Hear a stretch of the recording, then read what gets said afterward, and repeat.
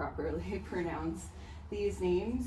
But I am extremely honored to be a guest on this land, and I think a lot of people aren't really aware, but when we think about untouched wilderness, none of that in North America is really untouched. All of it has been managed since time immemorial by First Nations people, and so we would not have any of the beautiful biodiversity that we have today without the careful stewardship of those peoples. So I am extremely grateful to them for that beautiful stewardship. And we'll see if we can, no internet connection, of course. We didn't get you the code? No. Do you need it? It's okay. I will say, if you all have a similar sort of feeling to me and are self-conscious about your pronunciations, there's a wonderful website on the TRU website that links different pronunciations from a lot of the different communities that are located in Secwepemc territory. And it's really great, and I would recommend you check that out if you're interested. And let me see if I can get back to what I was doing.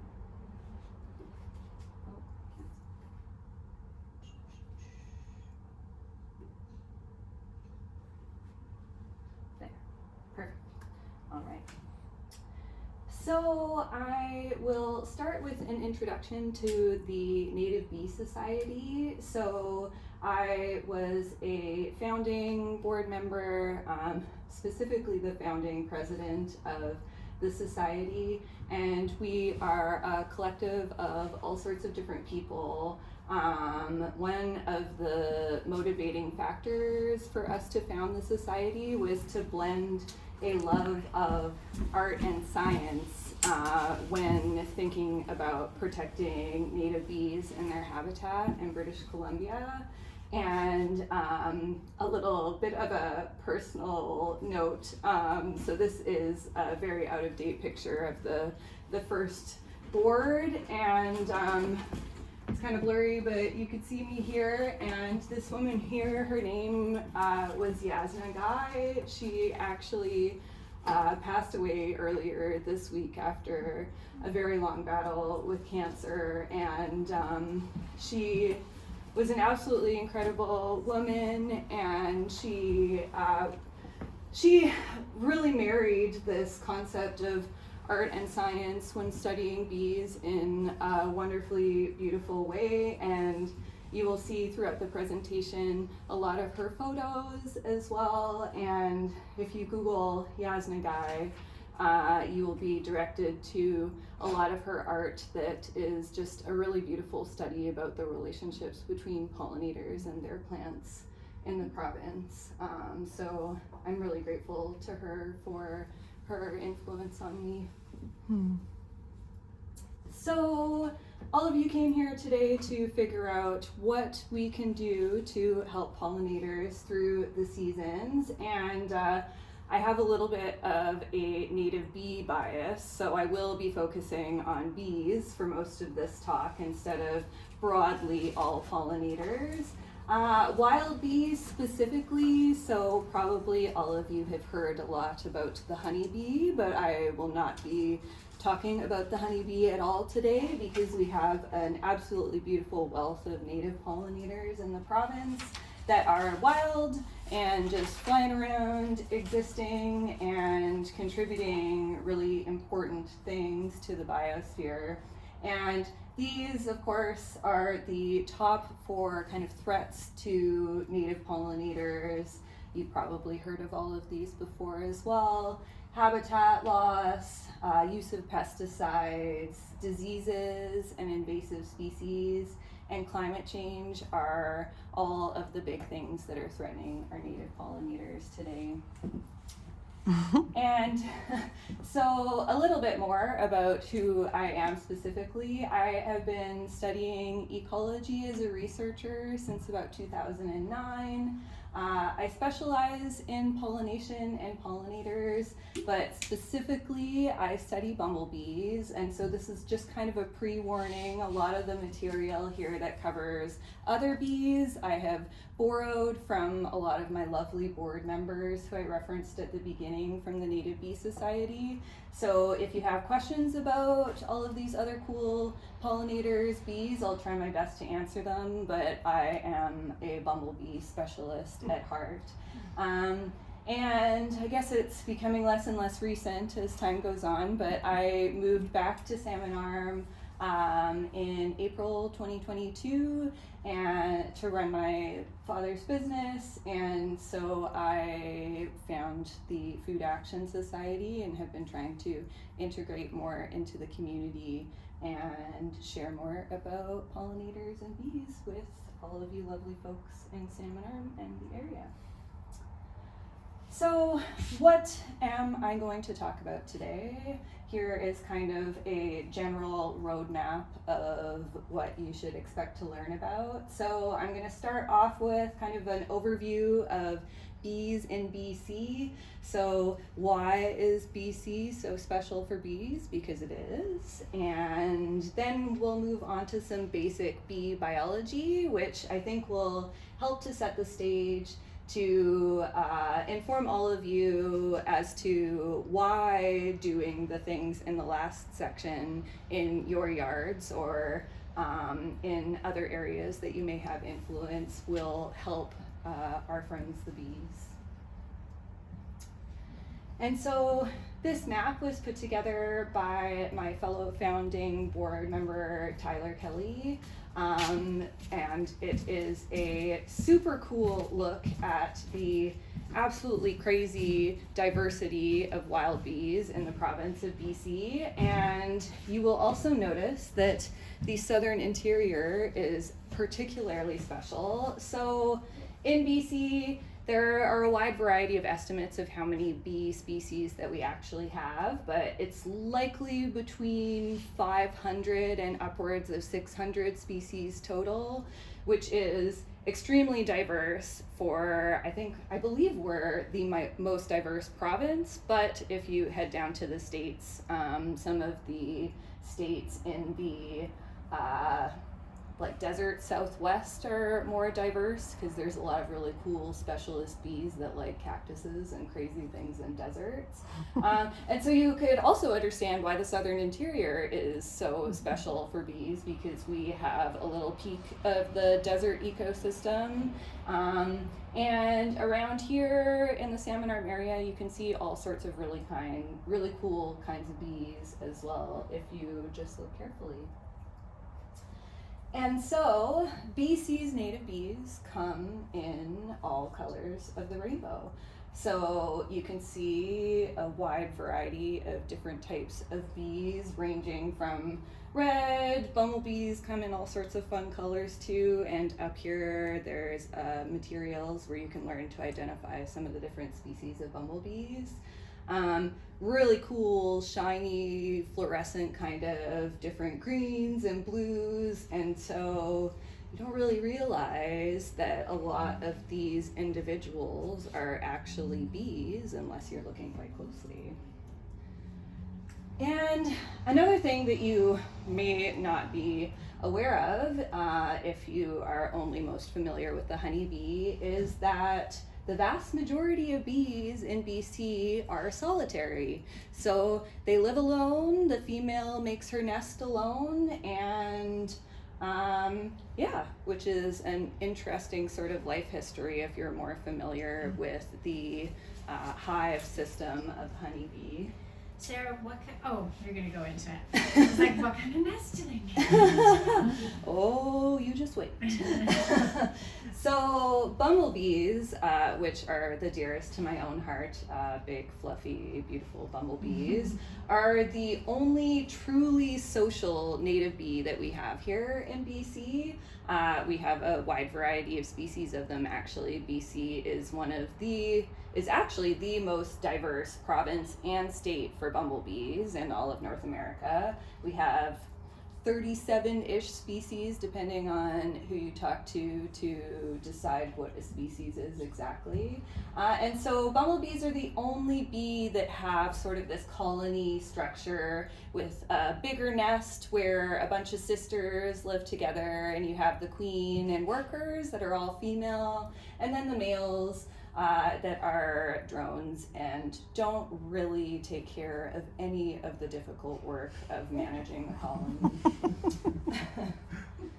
And so here I have a video that I actually took when I was working in southern Ontario with a conservation organization called Wildlife Preservation Canada, where we were doing some conservation breeding of bumblebees. So this bumblebee species is the yellow-banded bumblebee, or Bombus terricola. And since we were raising them in the lab to try and potentially one day reintroduce them into the wild in portions of their ranges where they've been declining, you get to see a very beautiful close-up of what they look like working together as a family. And so BC's native bees, all of them nest in cavities or in the ground, and often you can split them into what I term as renters or excavators. So you have bees that are looking for holes that are already made by other animals typically, and then you have bees that will dig or excavate their own houses. And so 30% of the native bees that you see in BC tend to nest in woody tunnels like stems, twigs, or snags, or even abandoned beetle burrows. And the other 70%, so the majority of our native bees, nest in the ground. And so typically bare, but often partially vegetated, well-drained soil, and they either make their own tunnels or are looking for already excavated burrows.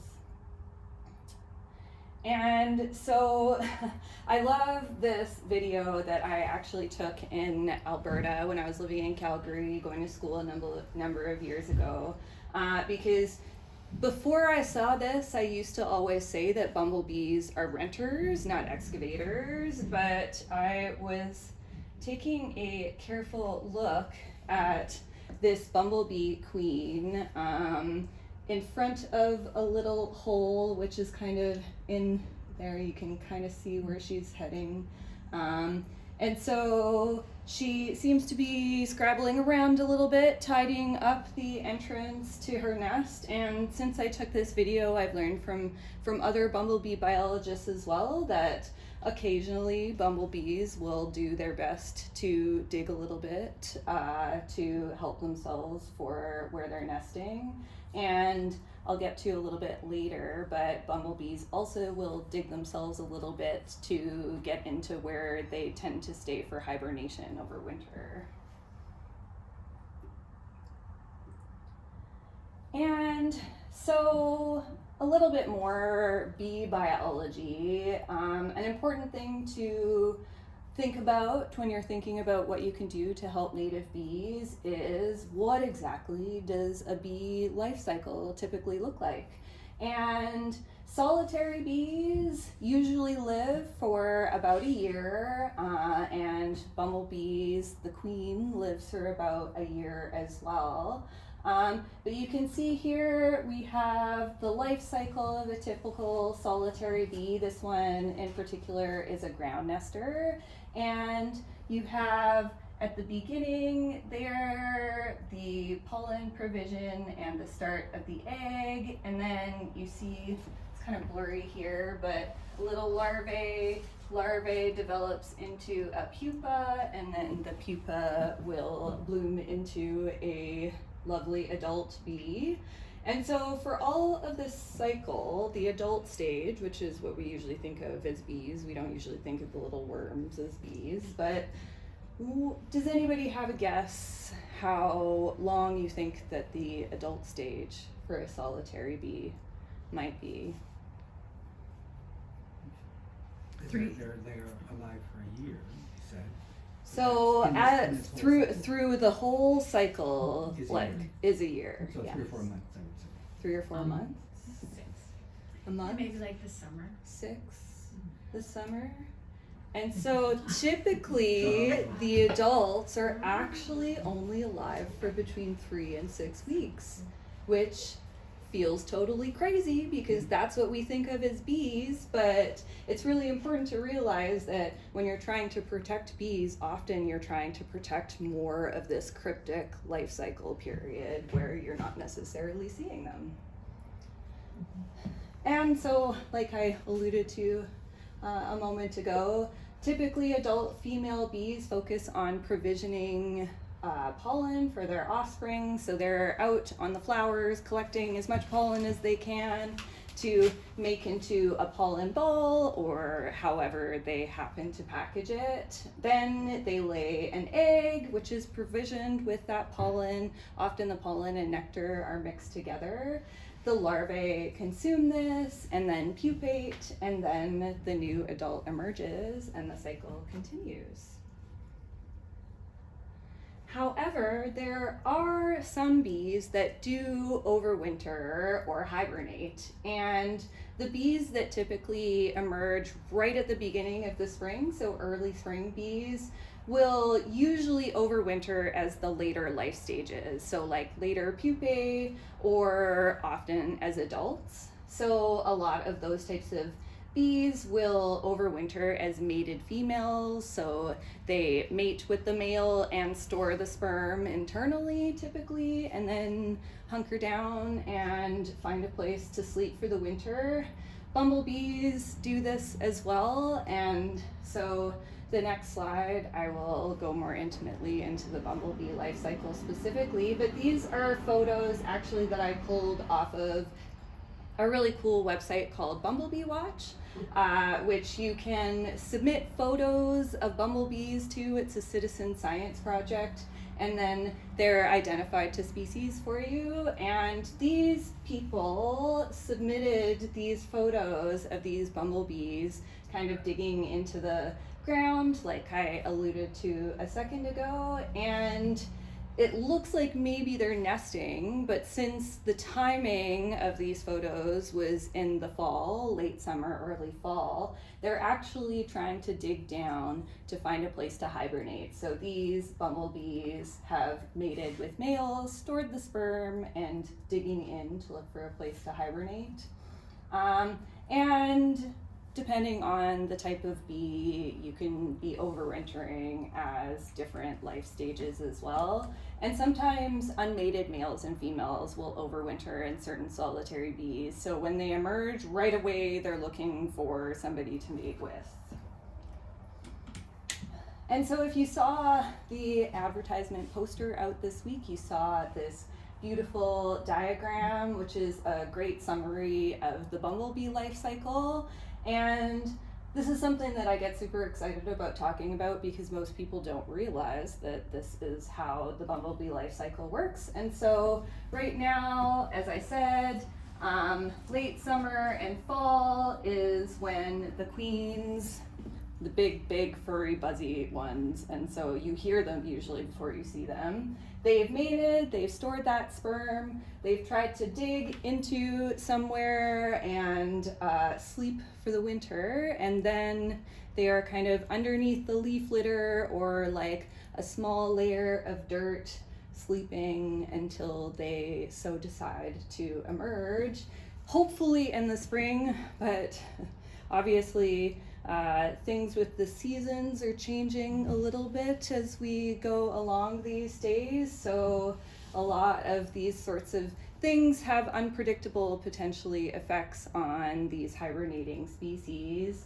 But the queen will emerge in the spring. She's very hungry, she's looking for food, and she's also looking for a place to nest. So the vast majority of bumblebee species are ground nesters, so like abandoned rodent burrows, but they're also pretty opportunistic. If you've ever seen a bumblebee nest, it might be because they are trying to nest in like the insulation of your garage or something, or like underneath your shed. And so they're really looking for any kind of small space that looks appealing, hidden away to start their nest. And so once the queen finds a place to nest, she collects as much pollen and nectar as she can. She makes a nectar pot out of wax to store the nectar in, and she makes her own sort of pollen ball provisions, lays her eggs on them. For the start of that colony cycle, the queen is responsible for all of the work, collecting all the food to feed her little growing worm bee babies. And then later in the summer, or later in the spring, depending on what species of bumblebee you're talking about, the first brood of workers emerges, and the queen typically stays in the colony for the rest of the cycle while the workers take care of the nest, keep it clean, go out and forage, and collect food for the growing colony. And then at some point, late summer, early fall, something switches, and the queen starts laying, instead of eggs that make workers, eggs that make new queens and males, and those emerge, and then we start that lovely cycle back over again. And I found this beautiful diagram. I'm definitely noticing that the aspect ratio is a little bit off for the presentation, so some stuff is cut off, but this is really great because it shows kind of the diversity of things that you might want to include or think about in your garden when you're thinking about pollinators and bees. And so, and I really liked the silly puns as well, like bee everything to start off with. So a lot of these things are things that you can keep in mind as you structure your garden or think about the types of things that you want in a landscape for bees. We can share this image too after. Yes, yeah, I can definitely share all of the materials as well for all of you folks if you're interested. And so when we're thinking about how to care for bees, especially in these cooler seasons that we're heading into right now, and especially because they're living in a lot of these cryptic life stages, they can be quite vulnerable. And so the three things that we want to think about when thinking about what to do for pollinators: suitable shelter, so nesting and overwintering habitat are both important, but often they're kind of a similar sort of habitat. Bee-friendly garden maintenance is also really important, so I'll touch on that a little bit later. And healthy forage, so healthy food to support the wide diversity of bees that we have in the province. And so when we talk about suitable shelter, we're mostly thinking about providing space and materials for nesting and overwintering bees.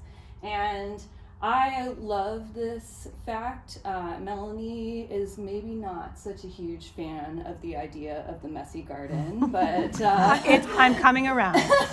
It's actually a lot less fall cleanup then, right? I don't know if you noticed, I kind of have a lot going on, and so I am a little lazy when it comes to my yard, and I definitely did absolutely no cleanup this year, and my yard looks totally chaotic. I was reported to bylaw by my neighbors last year. Oops. But it's really great for bees.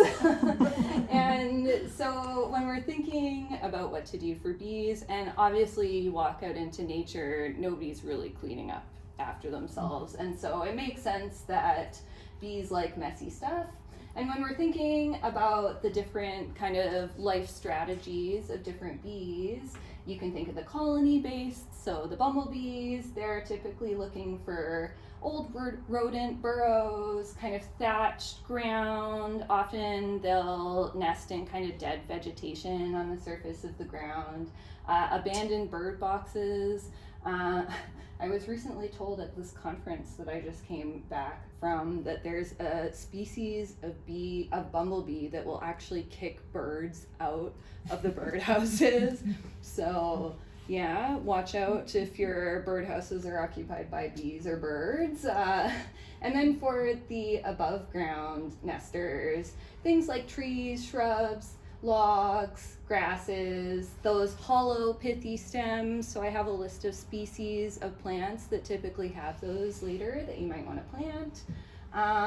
And a lot of those types of bees also use a wide variety of different like nesting materials. So like different species of bees are often diverse because they specialize on either the types of things that they eat or the substrates that they live in. And so often different types of mud, different types of sand, leaves and resin, all of those can be important materials for different specialist bees. And then the underground nesters, so often bad lawns. So if you don't take care of your lawn and it's got all these yucky patches and probably looks terrible to your neighbors, you could just tell them you're helping save the bees. And bare ground is often really important because they're trying to dig into the soil to make their nests. And like I said, different types of sand, different types of ground material can all be important for different types of bees. And this is a really great diagram. You might see several references to the Xerces Society for Invertebrate Conservation. They are by far the biggest international conservation organization focused on invertebrates. They don't just focus on insects either, but they have a lot of really great educational materials. So if you're interested in looking for more, you can check them out as well. And this beautiful diagram comes from them that shows nature obviously provides shelter for bees in many different forms.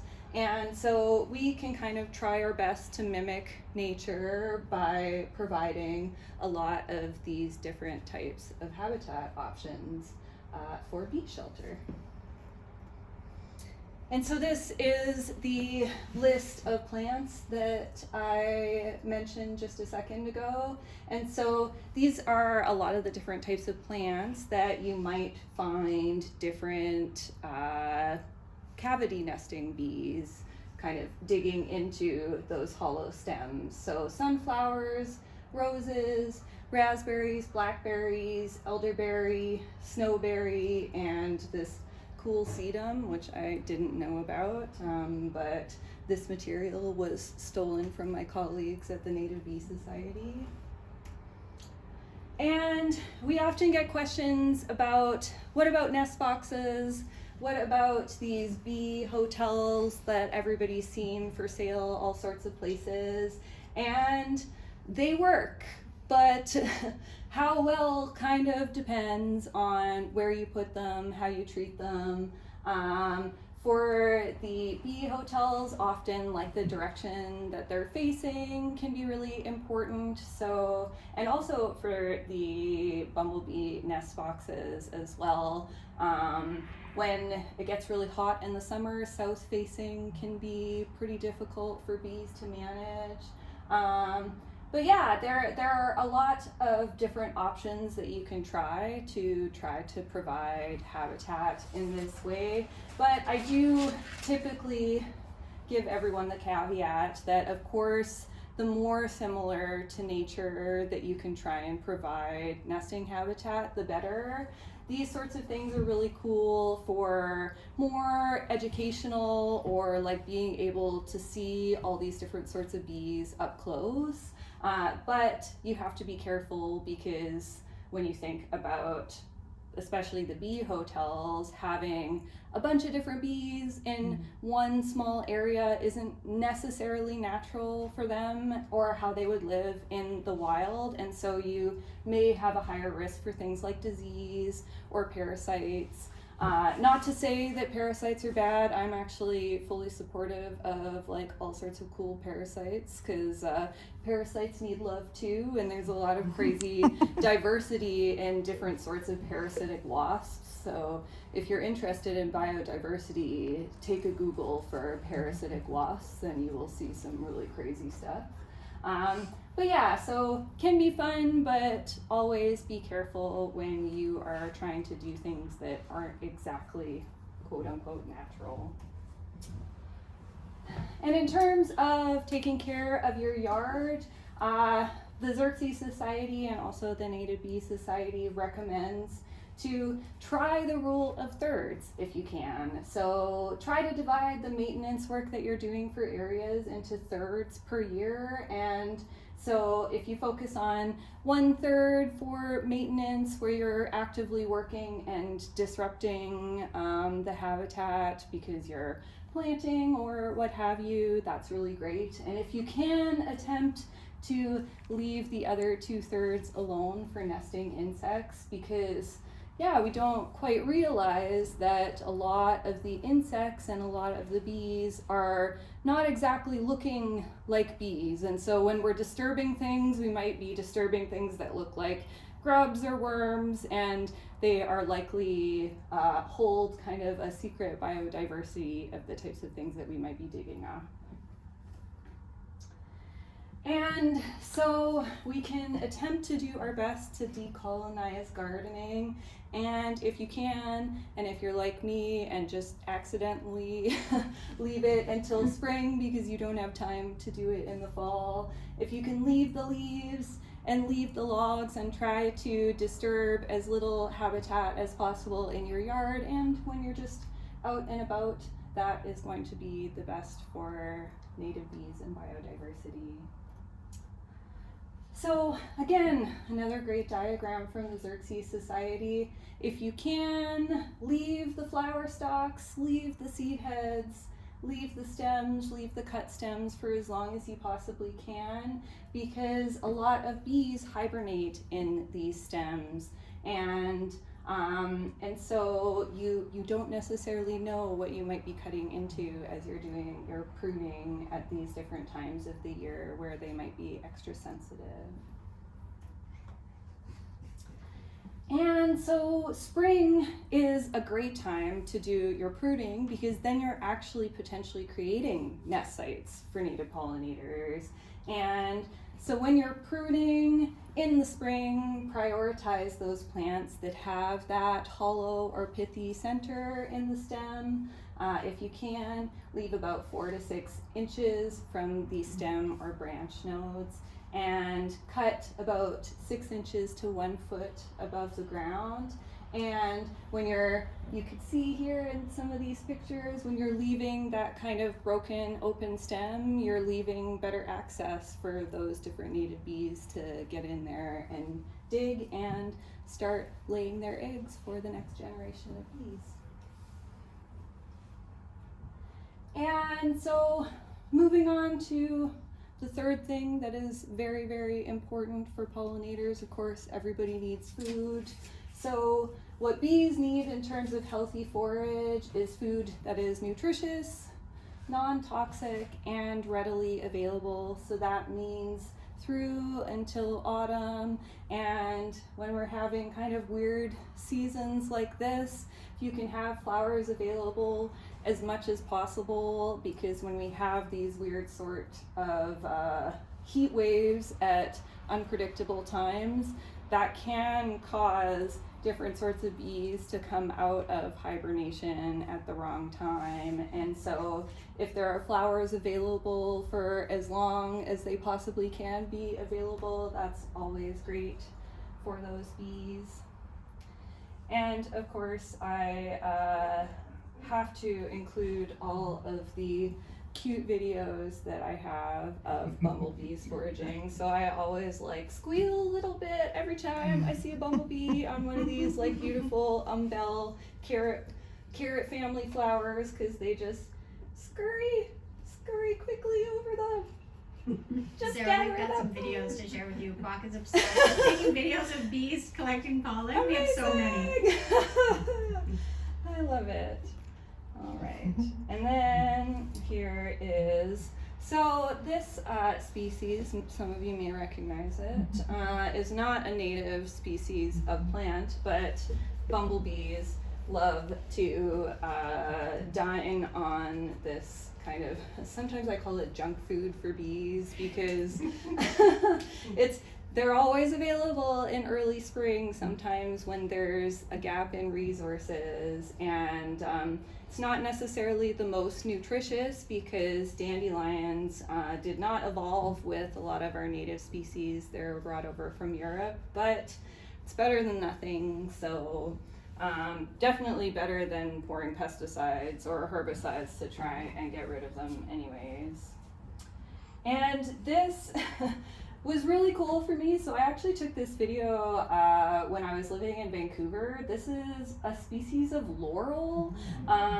And I was watching, I was just like, there are no flowers on this. And there was tons of bees just like flying around. And I watched this bumblebee kind of go into this plant, and she is actually foraging on what are termed as extrafloral nectaries. So they're like little holes in like the base of the leaves that secrete nectar. And so sometimes you don't even need flowers to provide. Right, if you put your hand in that plant, you can away with that. Yeah, with a palm full of What's this? stickiness. Yeah. I had no idea because I have not been a gardener most of my life. So I was just like listening to the bees in this bush being like, what the heck is going on here?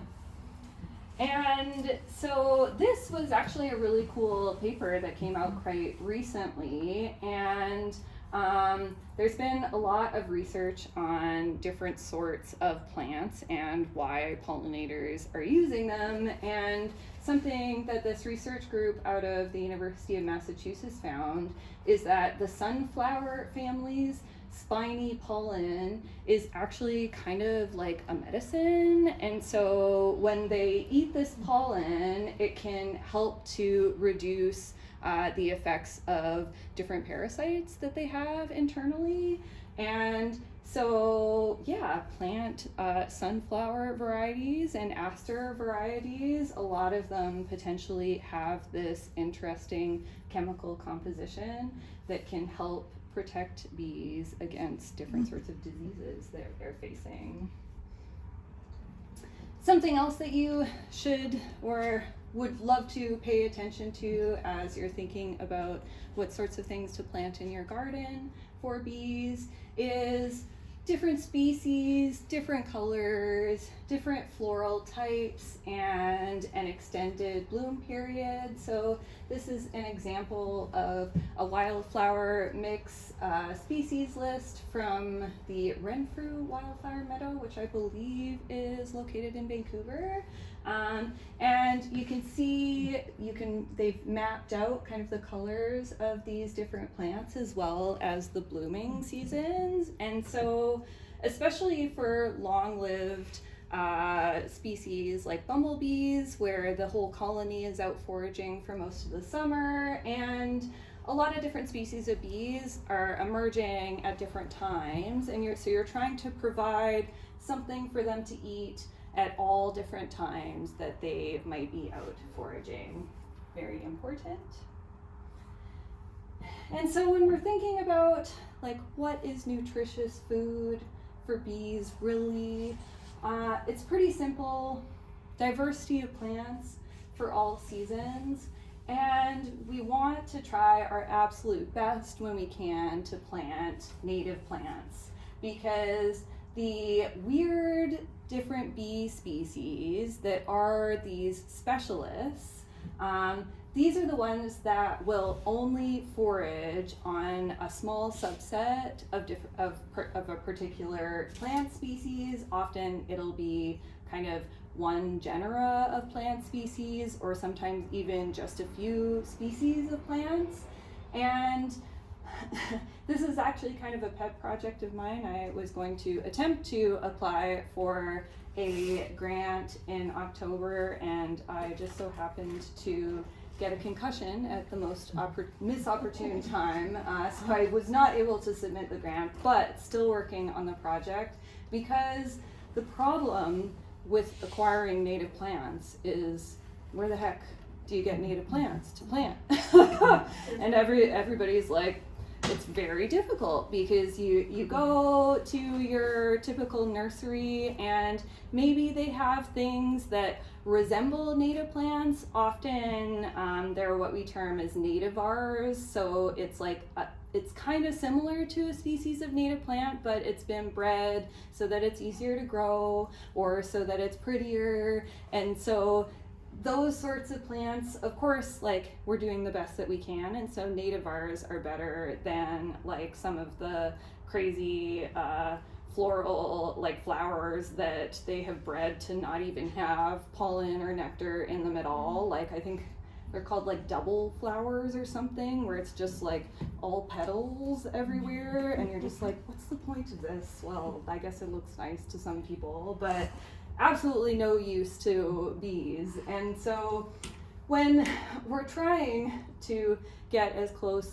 to native as we can, I am actually meeting with one of our local farmers this upcoming week to talk more about trying to start some native plant propagation locally. And so it's in the works, but these kinds of things take a lot of time. It can be really difficult to grow native plants because they are specially adapted to grow in certain soils or to have the seeds go through something very specific. And so we do our best to try and figure out some native plants that can be grown easily and can be shipped, but stay tuned for that locally.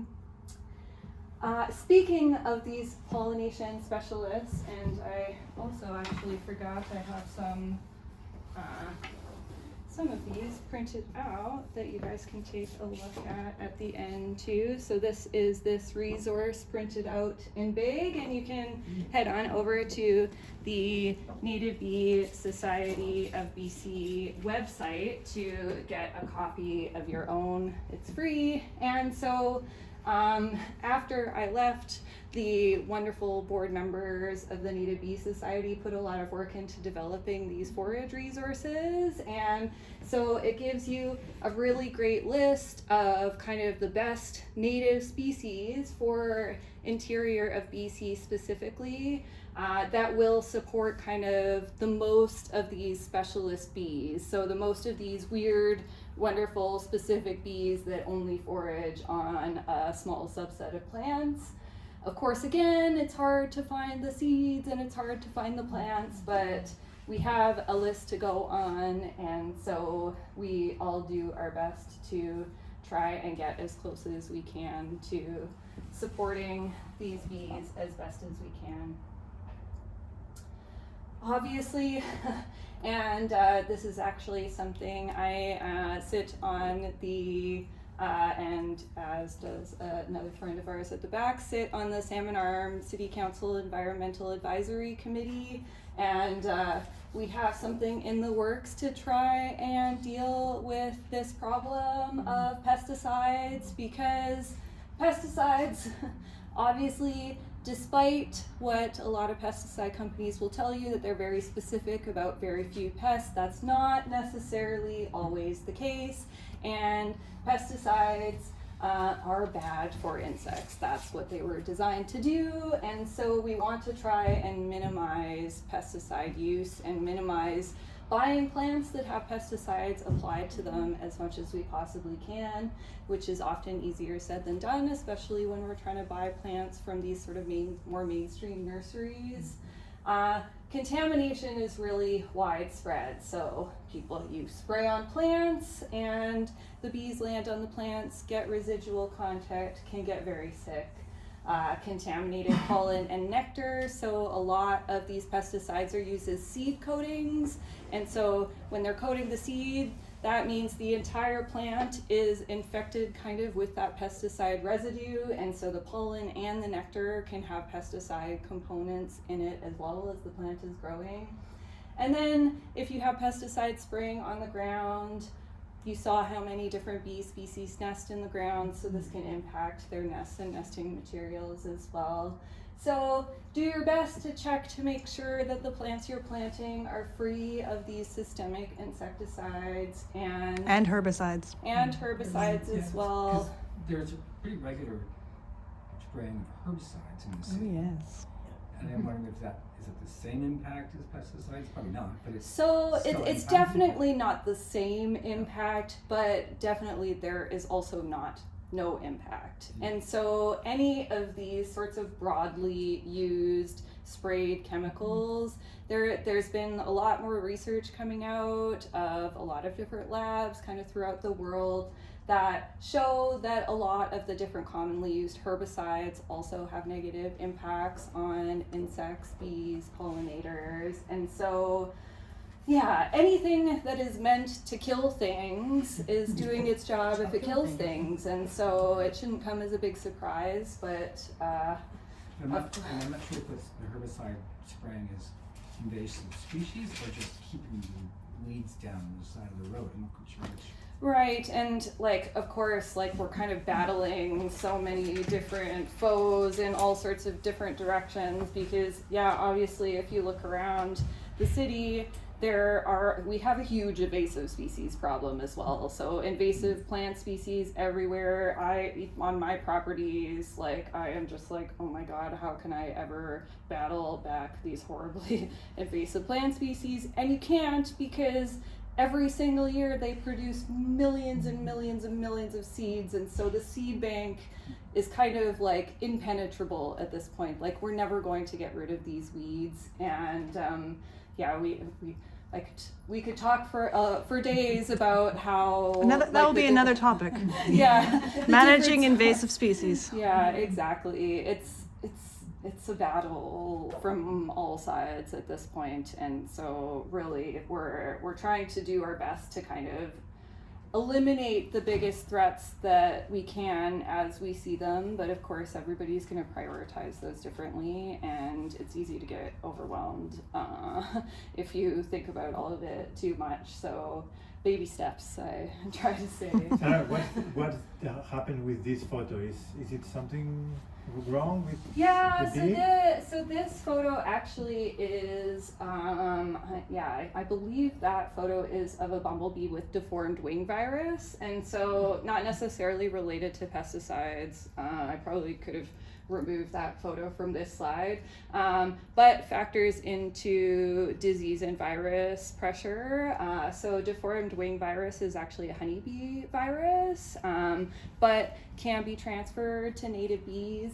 And so something that I didn't really touch on in this presentation at all, but I try to tell to people who are potentially interested in becoming backyard beekeepers is when you are looking to get a hive of honeybees, honeybees are really cool, really great if you want to learn about animal husbandry, if you're interested in harvesting honey, but you are not necessarily doing a good thing for the environment. So honeybees are not necessarily an invasive species because they're more of an agricultural animal. Without beekeepers, they wouldn't really exist in Canada.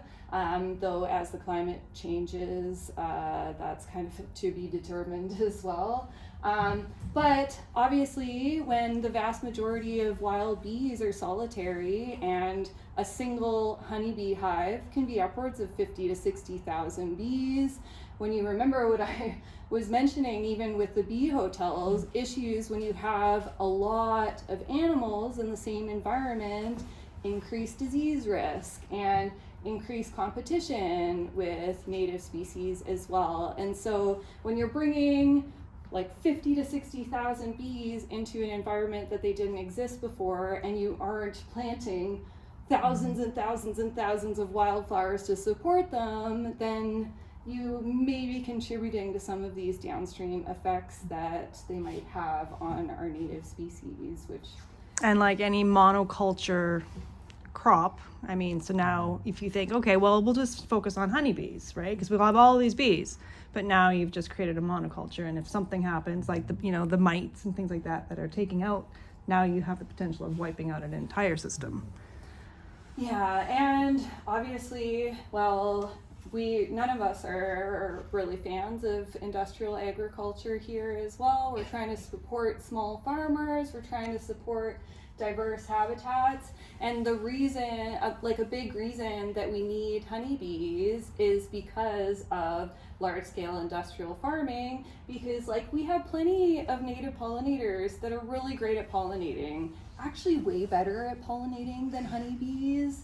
But when you have these like vast crops that require pollination, the native bees, especially the small ones, just aren't able to fly into the interior of those crops. And honeybees are this, you can package them up into this great little box, and beekeepers can move them around to wherever the pollination is required, and it's a business. And so yeah, Save the Bees was co-opted by the honeybee industry or the honeybee lobby. I feel really silly saying this to people, but it is true. Like, you can't make money off of native bees for the most part, and like if you can, it's probably not helping conservation. And so I do try to tell people as well, like a lot of people are really excited about the mason bee houses and like buying their mason bees, but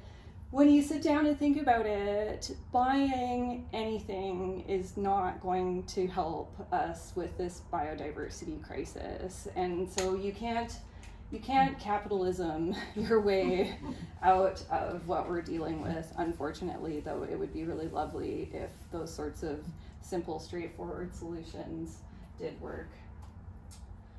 This is another really great tool. So the Pollinator Partnership, there is a Canadian faction as well. They were founded in the United States, but you can check out pollinatorpartnership.ca.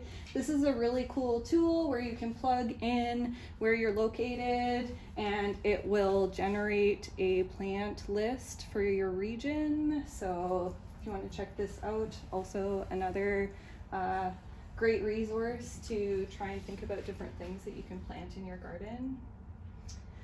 And so when we're really thinking about how to support native bees in BC, which should be clear to you by now, bee diversity and plant diversity are kind of one and the same. So all the different types of plants evolved with all the different types of pollinators. And so the best way that we can protect native pollinators is really by providing space for them. And the best habitat is not going to be in your garden, it's going to be native wild habitat. And so protecting habitat for wild populations of plants and bees should be paramount, our #1 priority. But urban green infrastructure, so gardens and green spaces, can also be really important to help reduce habitat fragmentation, using native plants when possible. This is a really cool specialist species of bee that we find here in the interior, and they specialize on Phacelia species, so these kind of like frilly purple Phacelias. There are a number of nativars of them. Stay tuned, we may try and grow some of the more native species. And gumweed is another really great plant for specialist bees. So in the interior, Grandelia squarosa supports 16 different species of specialist bees. So something that's really cool about specialization in plants and insects is often you kind of have this asymmetric specialization. So you may have like one or a few plant species that supports a wide variety of different specialist bees, which can be really great. On the coast, Grandelia integrifolia supports about 4 different species, and this is one of the very cool specialist bees that you could find in the interior here. They create nests of pebbles that they cement together with resin, which is like a very cool and unique way of living for a bee. So very cool if you try and plant some gumweed. Is gumweed accessible, or can Can you buy it or find it, or is it? Yeah, so I have sourced gumweed seeds, but yeah, it kind of depends. I think it's easier to find the coastal species, but I think there are also sources for, I can't remember what the different common names are off the top of my head, but like curly cup gumweed is one of them, which I think is common interior, but don't quote me on that. It's a problem in Saskatchewan. I was just looking at it. Mm-hmm. Yeah, problem weeds, curly cup. The cattleman's guy. Yeah, and yeah, often, well, it kind of depends on, well, I think a weed is a weed depending on how you look at it and depending on where you are as well. So there are a lot of weeds that are totally fine within their native range. No many cows in our yard, so we're okay with Yeah, that. totally. And yeah, there are a wide variety of different reasons that people might have for hating particular species of plants that I won't go into. But willows, native willows are excellent for supporting a wide diversity of specialist bees. Also super important because they're some of the earliest blooming species in the spring. And these are two different types of mining bees, Andrena, and 14 different species of specialist bees are supported by native willows in the interior.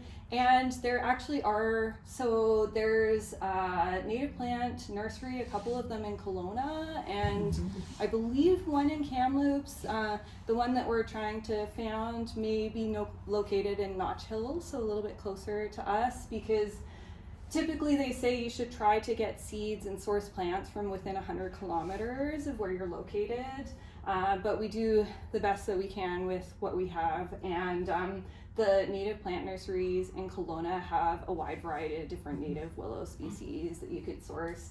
Pussy willows are absolutely lovely and can support a wide variety of species.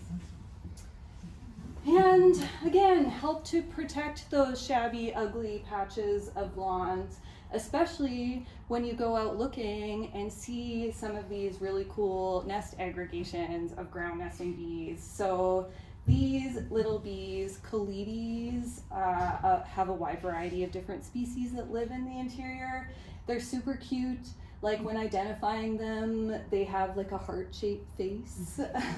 And this one is a male. Often male bees have like a way shaggier face, like lots more fur and like beard and mustache on their faces. But these ones are super cool because they line the cells of their underground nests with this weird kind of cellophane-like secretion that they produce out of their own bodies. And so if you happen to see an aggregation of some of these different sorts of cool bees in some of the ugly patches of your lawn, maybe you'll feel a little bit better about those ugly patches.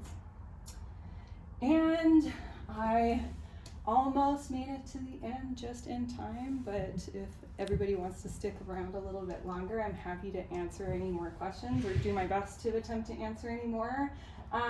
So yeah, in terms of me speaking on behalf of the Native Bee Society, I'm no longer an active board member, but I obviously try to contribute as much as I can, doing presentations and outreach work locally and trying to work on some of these projects to try and support growing native plants in the area. But the Bee Society has a ton of resources. If you check out their website, you can access all of these different resources that you can also grab a copy of some of the postcards at the front here. Talks, workshops, presentations, there's other sorts of presentations. I think we have a YouTube channel. They've done so much cool stuff since I left, which is just really great to see. There's also a monthly native bee study group, and there's this really cool initiative that they're just trying to get off the ground, looking for major seed funding right now, called the Master Melitologist Program. And so if you've heard of the Master Gardener Program, it's kind of like modeled after a similar sort of thing. And it was started in Oregon, and they have this really cool program where you like apprentice as like a bee scientist essentially. And you go out and try and collect as many different bees as you possibly can and learn how to identify all of the different bees. There's a really cool set of workshops every summer where I think they're typically in Penticton or that sort of area, where it's called Bee School, where everybody goes and hangs out with a bunch of other bee nerds. And and Lincoln Best is he works in Oregon now, but he is kind of a BC boy at heart, and he is like an absolute insane wealth of knowledge about the diversity of bees, and teaches this course and will take you to all sorts of different cool places that he knows all of the different cool bees are. So that's really awesome. And this native bee study group is online, and so you can kind of see what the topic is every month if you're interested in checking that out. There's also this really cool iNaturalist. I don't know if any of you have heard of iNaturalist, but it's another citizen science program. And it's not just for bees. You can take a picture of just about anything and submit your pictures to iNaturalist. And there's a really crazy community of all sorts of weird nerds like me who know how to identify all of the different groups of things, and will like go in and tell you what you found about just about everything. And we actually at the BC Bee Society run this bee tracker project where all of the bees that are submitted in BC, we're trying to collect that in combination with all of their plant associations to learn more about what's going on with the different bees. Yeah. I'm just wondering what you think about the difference between, say, honeybees and natural bees for pollination of orchards or food around the area. So we're growing food products. Are honeybees, for instance, more important, or native bees more important, or what's the sort of relationship there? Yeah, so it definitely depends on the crop. But I will say, for the vast majority of different plant species, native bees are better. So like the things that make bees kind of the best pollinators is, so like when a bee goes out to visit a flower, it doesn't necessarily intend to pollinate it at all. Usually they're actually trying to eat the pollen or like use the different floral resources. And so bees like bumblebees can be really great pollinators because they're so furry, and they also have this really cool adaptation called buzz pollination, which a lot of different native species have and honeybees aren't able to do, where they vibrate their wing muscles to kind of sonicate the pollen off of the anthers. And so like it kind of explodes more pollen off, it gets stuck all over the hair, all over their bodies, and then as they're visiting other flowers, they're kind of depositing that extra pollen on the anthers, which is the actual... And I heard that mason bees, in fact, are more important than any given honeybees, for instance, for being good pollinators, which is why we have them around. And they don't sting you, too. There's no... Yeah, so they can sting you. I am careful because there is like a little bit of like misinformation about which bees can and cannot sting you, and the vast majority of bees can sting you. It's only the female bees that can sting you, actually, which is kind of fun. I love to like pick the male bees off of flowers and like goof around with them and like pop them in your mouth to freak people out. I've only done that like once or twice. But yeah, so like, and also like all of these different diverse set of bees have like different body parts that they will store the pollen on. So they might like store it here or store it here or store it here. And so like depending on what species of plants they evolved with, they have like the specialized like where the pollen is located so that it's more likely to like bonk onto the reproductive parts of the flower as well.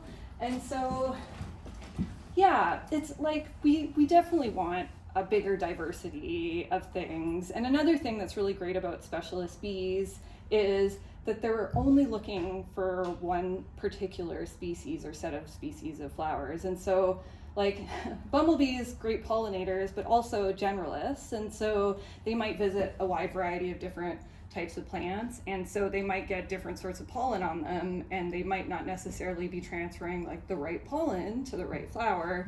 And so it's complicated, but I would say, yeah, on the whole, native bees like way better at pollinating generally than honeybees, and that's why like it's kind of like honeybees is like throwing as many bees at the problem as you can. It's like the more bees, like the more likely that we'll get like some effective pollination. But they're not the best at it, and like especially for things like berries and like blueberries, like honeybees can't even like properly get into a lot of like the different complex flowers, and so it really is just like throwing a bunch of bees at the problem. And then if you bring in a pollinator hive to like pollinate your crop, those honeybees will eat the native plants that just those wild bees depend on, so they outcompete for like that forage that the native bees needed.